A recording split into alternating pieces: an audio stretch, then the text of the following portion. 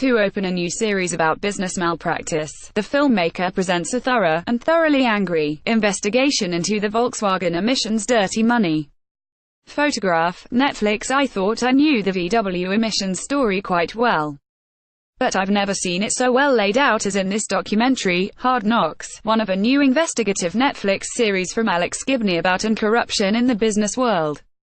It is mainly told from a US viewpoint, but the story is a global one. From 2015, when the German car manufacturer was discovered to have installed defeat devices to dupe emissions tests, affecting 11 meters vehicles. Gibney directs and presents this episode himself, and brings to it an extraordinary thoroughness. He interviews everyone who could and would be interviewed: VW employees, scientists, testers, lawyers, car journalists, etc., and turns up new evidence, more shocking details about the scale of the deceit, the attempts to cover it up, and the unhealthy alliance between governments and car manufacturers that allowed it to happen in the first place.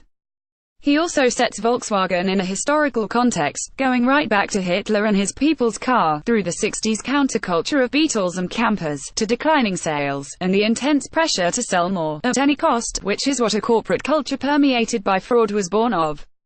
It's not unreasonable to bring Hitler in, given that he is actually part of the story, though perhaps the attorney Michael Melkerson is taking it a bit far when he says, obviously one cannot help but think back throughout history to another series of events involving people being gassed. There was actually a proposal to test vehicle emissions on a human participant, but even VW thought it might not look good and opted for non-human primates.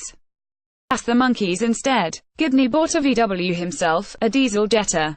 He believed the lies, thought it was the right thing to do. Now he's really cross. Fuck Volkswagen, he suddenly says, driving along in a car that is polluting 50 times more than was advertised.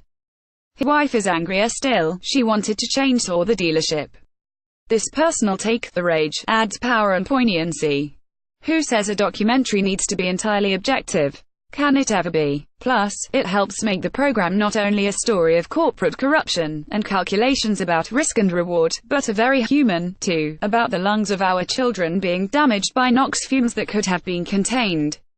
And it leaves you hopping, choking mad. Yeah, Volkswagen, what Gibney said, in his car, that